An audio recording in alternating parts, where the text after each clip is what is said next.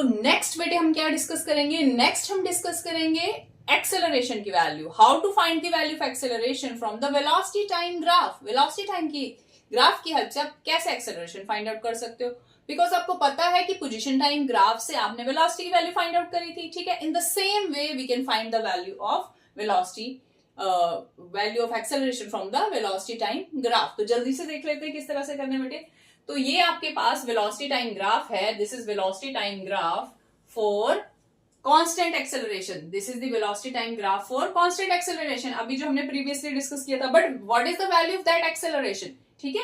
In this graph value of velocity continuously increasing, ठीक है। In this graph value of velocity is continuously increasing and this graph is a straight line passing through a origin and it is between the physical quantity velocity along y-axis and time along x-axis. Now we are going to find the value of acceleration from this graph. So what you do, क्या करना है आपको, इस graph के ऊपर, इस line के ऊपर आपको दो पॉइंट कंसीडर करने बेटे।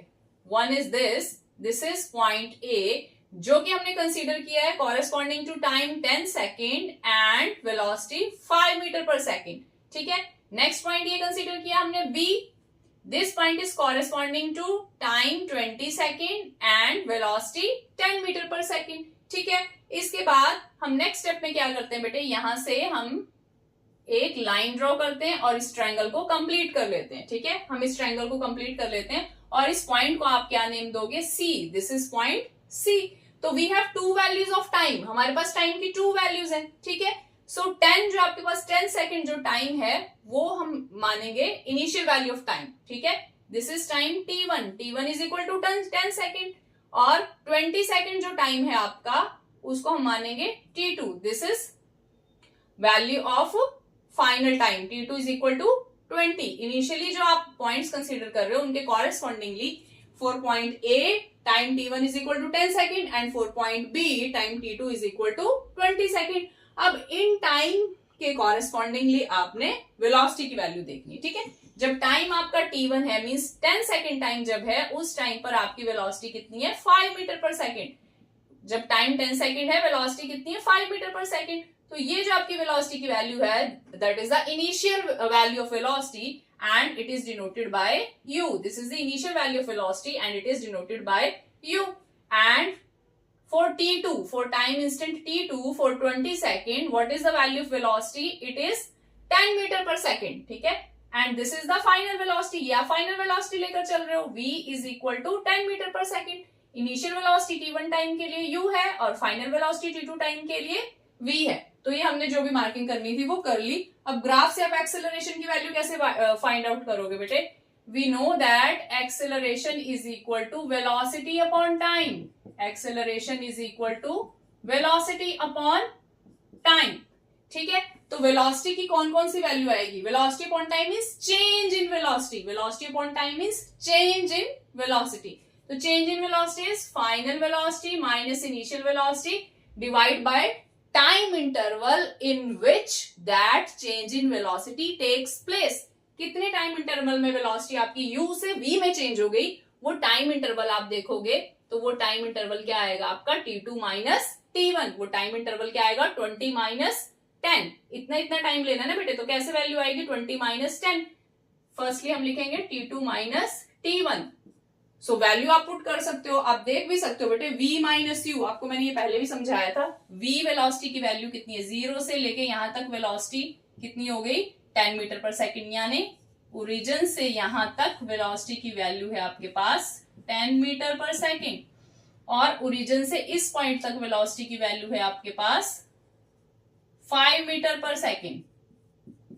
तो change in velocity, this is the change in velocity, जो इतनी वैल्यू है that is the change in velocity. अगर यहां पर देखोगे, ठीक है, this is the change in velocity. Change in velocity की वैल्यू कैसी आएगी आपके पास, v minus u, v minus u।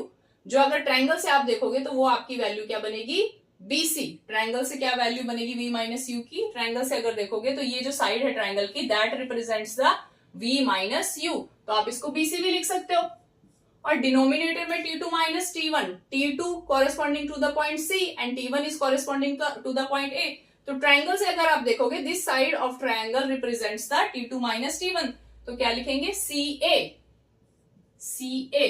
तो वैल्यूज हम फिल करेंगे बेटे, V is equal to 10 and U is equal to 5। So ये आ जाएगा आपके पास 10 minus 5 metre per second, and time की वैल्यू कितनी आएगी बेटे, T2 minus T1, that is 20 minus 10, 20 minus 10 second. So this is equal to 5 upon 10 metre per second square. ये सेकेंड भी ऊपर साथ में लग जाएगा, metre per second square. So what is this, what you get, 0.5 metre per second square. तो acceleration की value आपके पास क्या आ गई, 0.5 metre per second square. Divide करना तो आता है ना, ये 0 लग जाएगी और 0.5 metre per second square. So with the help of graph आपने वैल्यू फाइंड आउट कर ली। और this is BC by CA, this is y upon x, this is also the value of slope of the graph, this is also the value of slope of the graph। तो ये भी मैंने आपको बताया था कि slope of graph आप किस फॉर्मूला से फाइंड आउट कर सकते हो, tangent of theta which is equal to perpendicular upon base, या लिख सकते हो y upon x, या आप लिख सकते हो BC by CA, ठीक है।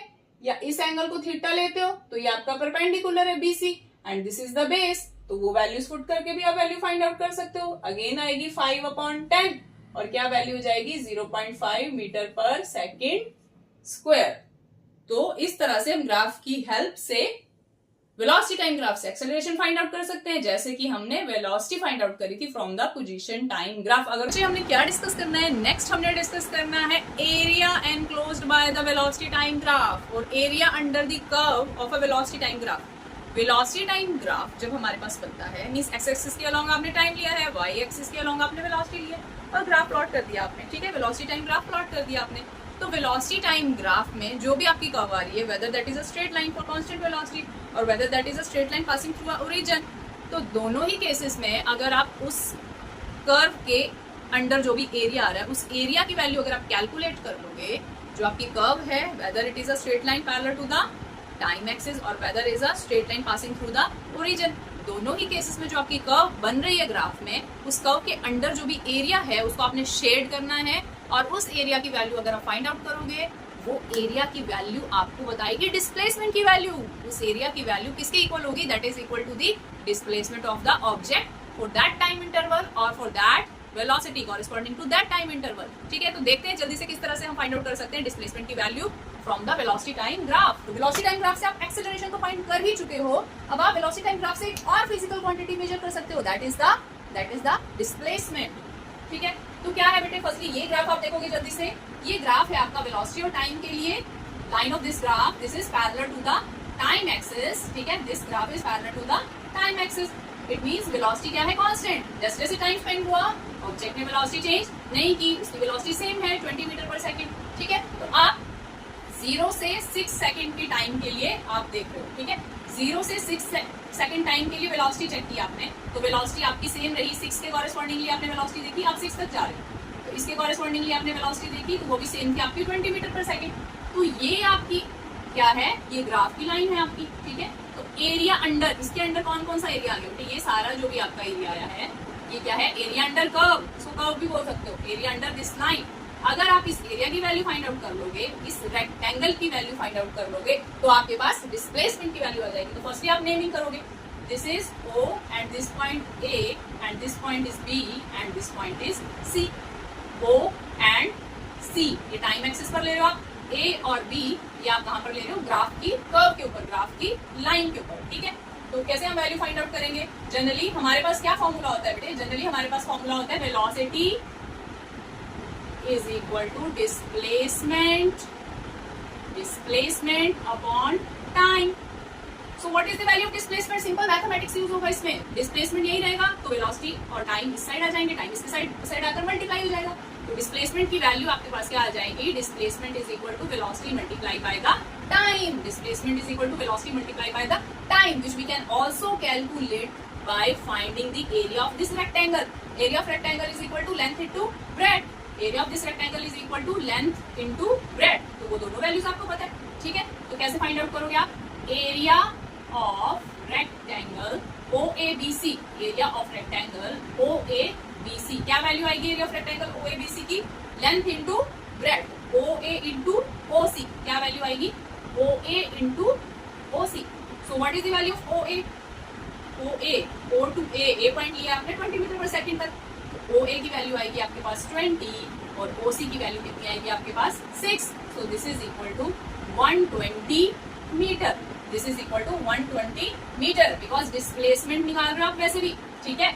और आप ये वैल्यू आपके पास है 20 मीटर पर सेकेंड, ठीक है, 20 metre per second multiply by time की वैल्यू आपके पास क्या है 6 सेकेंड, ठीक है. तो -1 और S1 पावर कैंसिल हो जाएगी ना, S के ऊपर कुछ नहीं लिखा तो मतलब पावर 1 तो है, S और -1 कैंसिल हो गया तो सिर्फ क्या यूनिट्स बचे? मीटर, जो कि आपके डिस्प्लेसमेंट की यूनिट है, जो कि आपके डिस्प्लेसमेंट की यूनिट है. तो एरिया की अगर वैल्यू हमने फाइंड आउट कर ली 120 metre, that is also the value of displacement. तो इस तरह से हम एरिया अंडर कर्व की वैल्यू फाइंड आउट करके हम डिस्प्लेसमेंट की वैल्यू वेलोसिटी टाइम ग्राफ से फाइंड आउट कर सकते हैं. यहाँ भी आप देख सकते हो डिस्प्लेसमेंट में वेलोसिटी की वैल्यू पुट करना है 20, टाइम की वैल्यू पुट करना है 6, तो सेम ही वैल्यू आपके पास आएगी. सिमिलरली दूसरा ग्राफ है हमारे पास, उस ग्राफ से भी हम देखते हैं कि किस तरह से हम वैल्यू फाइंड आउट कर सकते हैं.